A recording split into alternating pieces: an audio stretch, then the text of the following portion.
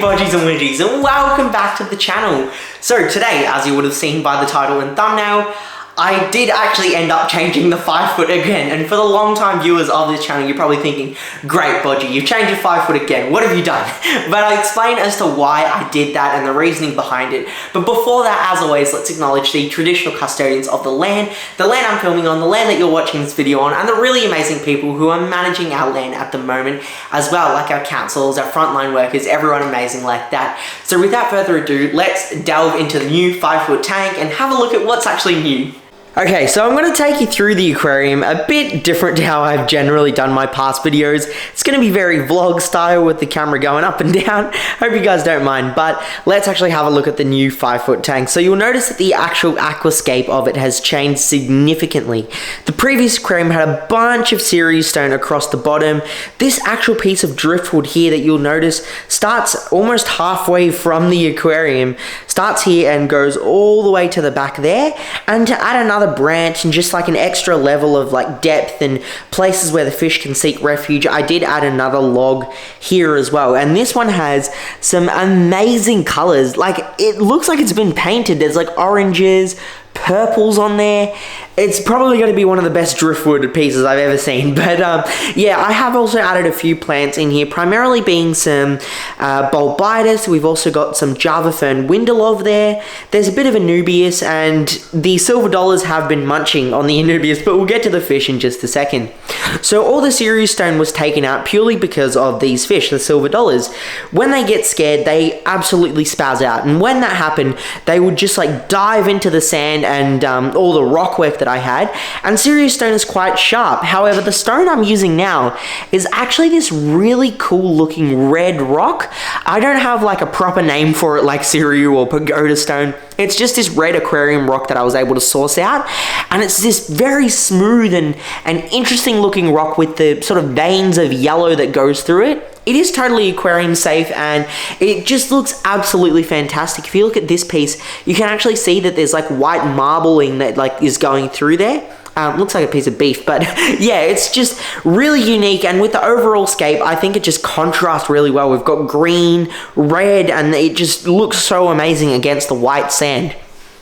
The other reason I changed the scape is to actually give these silver dollars some open swimming space, because the previous scape was also somewhat cluttered with wood and rock everywhere, whereas now they've got this big open sand bed where they can just chill out if they want to, because these aren't actually an active fish that are constantly swimming around. When the lights dim down though, their behavior is somewhat different, and they do actually come up to the top sort of mid surface of the aquarium, but for the most part, yeah, they just stick to the bottom or where it's not that bright actually.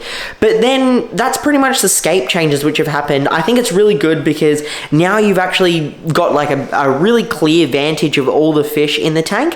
And speaking of fish, let's actually have a look at what's in here. So the silver dollars, obviously one of the biggest fish in the aquarium, and the whole reason this 5 foot actually was built is because of my Jack Dempsey Jill in the back. She's still getting accustomed to the changes that have happened in this aquarium since they were only about a week ago, and she's just hiding for the most part. When I'm not in front of the aquarium though, she is out and about, or when the lights are dimmed down, she is also out and about. So I do keep the lights quite dim at the moment, but yeah, she's just hiding in the back there. And with my Jack Dempsey Jill, she's actually in with smaller aquarium fish, which is quite surprising because Jack Dempseys are renowned to be quite aggressive fish.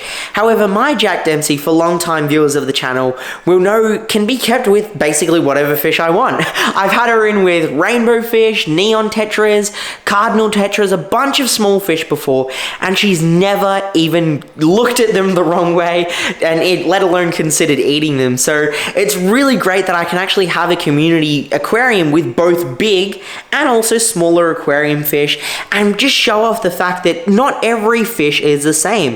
If a fish is known to be aggressive, 9 times out of 10 it is, but you do have the odd one every now and then, which is just really cool. But yeah, to talk about the tank mates that she's in with, we do have a bunch of smaller fish in this aquarium. So starting off, you'll notice that we've got the cherry barbs. These are fish I got from livefish.com.au, and there's about a school of 20 25 or 30 cherry barbs, I believe, in here, with a mix of both males and females. I am considering to take out some of the females and maybe 2 or 3 of the really good looking males to try breed out further, so that way we can get some more cherry barbs and just really boost the population in this aquarium.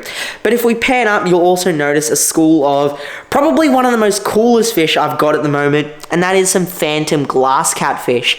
And they're really cool because they are completely see-through, and though the camera won't pick it up too well, you'll notice that there is about 6 in this aquarium. So there's 4 here, there's 1 there, I think it may be 5. Yeah, 5 or 6, I can't remember, but I did just throw them in here. But prior to that, they were in fact in my 4-foot aquarium, which is now with the goldfish. And where's the lungfish? The lungfish is somewhere, but this video is about the 5-foot. So yeah, we've got the, what are they called? Glass catfish. Along with that, we've got my favorite species of tetra, and that is the black widows. I love these fish just because of how simple they are, and in large schools, they actually school really well. So I am considering to up the number of these black widows by about like 30 or so, and just really add a ton of these fish into this aquarium because I love the way they look. They look like mini silver dollars, which just contrast really well. And yeah, just beautiful, phenomenal colors. We also do have some catfish, actually, I should mention, before they go and hide out somewhere. And this is a pair of Meisters catfish. Now, I believe there is 1 male and 1 female because their bodies are significantly different. This one, I believe, is the female because it is quite, like, sort of plump. And there is one which is a bit smaller and skinnier in the back, and I believe that's a male. I have no idea as to how to breed these fish. There's, like, been very little documented information about their care, even. So I am still learning about these fish, and I do want to possibly breed them in the future. We've also got just your Siamese algae eaters, really cool cleanup crew, look really amazing in a big aquarium. We also have got some plecos and also a whiptail catfish, you'll notice there, a pair of corridoras, which I will try and definitely up the school as well.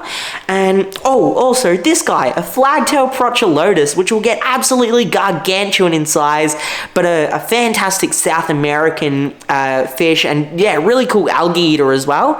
So I am growing this fish out, and I would preferably like to keep this aquarium South American only, but for the moment I do have some Asian fish, like we mentioned, the glass and also the cherry barbs. There is also a golden loach in the back there as well, who just does his thing, cleans up the wood and all of that. So really hope you enjoyed this video and like the assortment of fish that are in the 5-foot. Now, I'm sorry for those predator fish fans who like the big growing fish, the gnarly ones that were in the 5-foot, but they have been rehomed to proper aquarists who can care for them in the long term. So, but yeah, thank you so much for watching, and as always, stay happy, stay safe, stay Australian. Bodgie out.